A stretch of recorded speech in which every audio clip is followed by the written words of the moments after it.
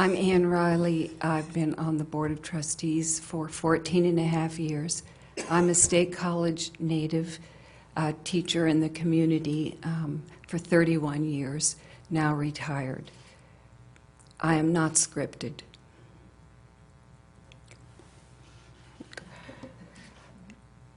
I am one member of this board, but this afternoon I represent the collective anguish of 32 voting trustees who had to come to a decision to end the term of Graham Spanier as president of the university and the term of Coach Paterno as the head football coach of this university, both effective immediately.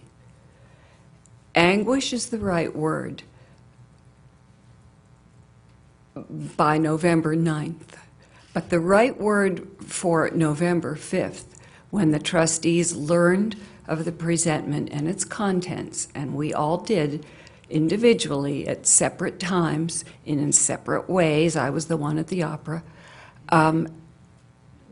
We, by Sunday night, most of us were familiar with the alleged charges and faced with the content of the presentment, had gathered in Old Main in person, at least 20 of us. It was a conference call. I missed the Saturday call, which was also a conference call. A lot of us had missed one or the other or both. So I would say that we began by being stunned at what had happened to the children on in a Penn State location on our campus. That was the first part of the anguish. But it wasn't the only worry and sadness and later truly difficult process that we went through. Graham Spanier and Joe Paterno and their families are both, those families are personal friends of mine, and that is true of many of the trustees.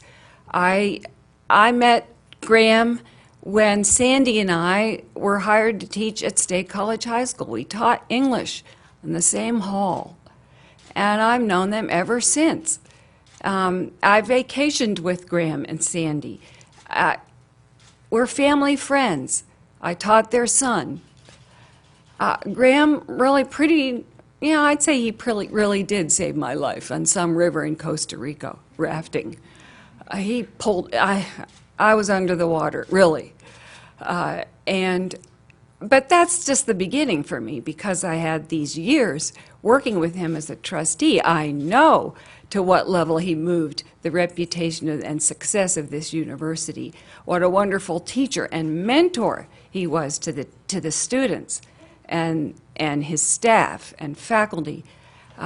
He moved us so far, not only for our school and our students, but also for our reputation as a research university and teaching university and service university all over this Commonwealth, country, and world. So many advances with such enthusiasm. I found this situation to be terrible, but it was my duty to come around, and it took every single minute of those days from November 5th through the decision on November 9th. And I had to rely on the strength of my colleagues and listen carefully and try to process so that I, too, finally could be part of that decision. With the Paternos, I've known Joe since I was 8 years old or so. My father and he were very, very good friends, and my father was a sports journalist, among other assignments at Penn State. He was editor of the Daily Collegian. I was raised in a family that was both academic and athletic in its interests, and started attending events at Penn State when I was 4 years old. That would be concerts and other events, and as well as sports events. But Joe and Ridge, my father created and wrote the Penn State football letter for the Alumni Association for 38 years and traveled with the team. That was at the time when the media wasn't quite as close a follower of Penn State athletics. Ridge had what every journalist wants and needs, access. He was a good friend of Joe's. They palled around. In addition to traveling with the team, my father had Sunday mornings with Joe and Rip Engel before him and Bob Higgins before that, sitting around jawing about the game. And that's how I grew up. The families Joe married had children, so I had family connections from a really early age with Joe, and I loved Joe. I'm leading up to an incredible situation that occurred 35 years ago, but it's as if it were right now. Joe and the team and all of us had just returned from the 1976 Sugar Bowl. We lost to Alabama.